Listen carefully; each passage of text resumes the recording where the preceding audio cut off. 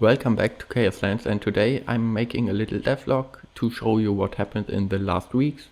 So let's get started. And I was thinking about doing those kinds of videos more often, so you can expect more of those videos.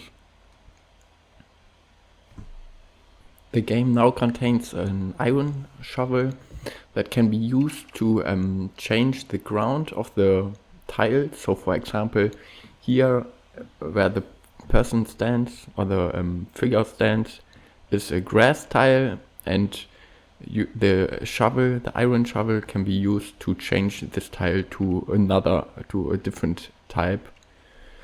For example, we will see later what types can be replaced by that. And the shovel can also attack tiles, so if we are standing on grass and just attack, the ground gets removed and there's no grass anymore. And then the shovel can be used to replace this types. So there are several types that you can replace the old type with, for example gravel, slate, wood or stone. For now we will just pick any tile, so let's pick wood. And by that you can design your world a little bit more than before. Before this change you could just place obstacles, but now you can also place tiles. So that gives the player the opportunity to design their world a little bit better. And the player now can, for example, make paths like this, and I think that's a good change. And for example, you can use gravel to make gravel paths. Something I want to add is that not every tile can be replaced. For example, water can't be replaced because you would need a bucket or something like that, but that's not added in the game. But from the perspective of the programming, this had to be programmed manually because water is a tile type just like grass or gravel. So this type can't be replaced, but types like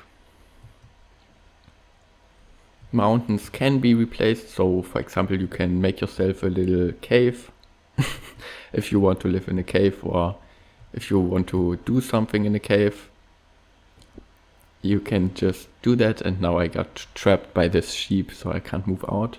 That's funny. And something I added also in the last or with this change is that there is actually gravel and wood, and I think there was a third type. Yes, slate also is a tile type that got added, and the other tiles already existed: grass, sand, snow, stone, savanna. But gravel, slate and wood got added. The next change has to do with the boss. There's a new boss, and that's a knight. So the knight doesn't appear yet in the game. He can't be spawned, but we can use a little menu here at the top to spawn the boss. So let me think of the ID. I think it was 88. And it's a 2x2 character with many HP.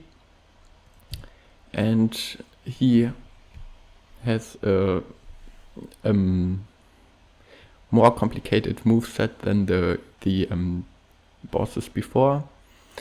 So let's attack this boss and see what he can do. The first attack of this boss is the boss has 5 attacks, and let's see what he does first. The first attack, as you can see, was a sword that was shot, and this sword deals damage to nearby units. As you can see, he shot the stone, and the stone got damage. And the sword is just going forward, so if the knight is facing to the left side, the sword will fly to the left side and hit everything on its path, so he attacks multiple units at one time. So let's see what he does now. He shot the sword again to the top of the screen and killed a unit of mine. So let's see if we can get a different attack. He shot again, shot again, shot again, shot again, shot again, shot again. And maybe I've configured the game just that the demon uses one attack, as it seems. So let's change that. The next attack is a spin, where the knight uses his sword and spins it around himself and attacks everything that's crossing his path. So it hits multiple, so it can hit multiple enemies. The next attack is a strength buff, so the demon deals more damage with his next hit. And or not just for the next hit, he deals damage for the next 5 hits. And he just strengthened him again, but the strength buff the buff don't stack, so it doesn't really matter anymore if he does it 4 times in a row, because it will now just disappear in 5 turns, even though he had it 4 turns still. This was the spin attack again. This was a normal attack, so just a normal jump attack. And this was just a normal attack, but he was already next to the unit he wanted to attack. This was the sword shot again. This was the sword shot again, but it didn't hit anything. It's a little bit weird.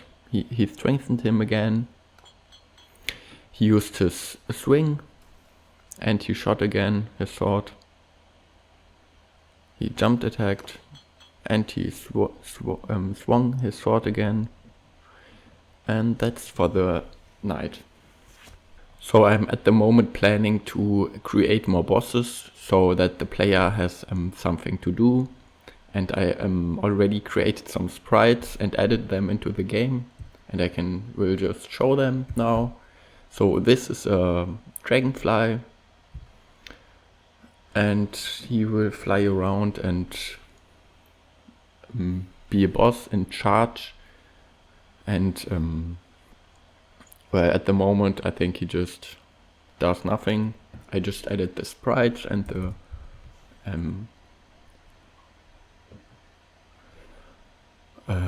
the obstacles, but not any any pattern how they move. And this is a shark, but the shark at the moment just can be placed at the surface. So the shark would be encountered inside the water. Let's see what's next. Next boss will be a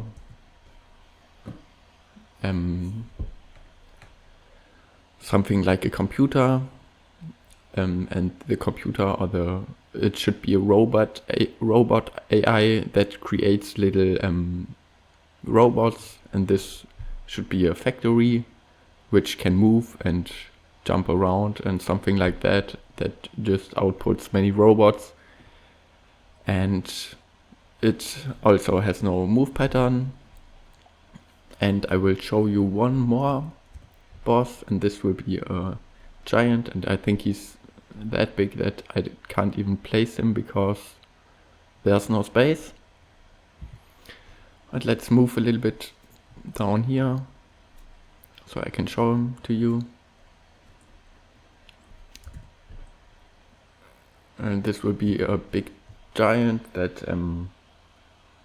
sits and maybe also stands up and attacks the player, but that's not implemented yet. As I said, I just created the textures, and this should be it for the video, and I hope you enjoyed it. Leave a comment, like this video and subscribe, and see us in the next video. Bye.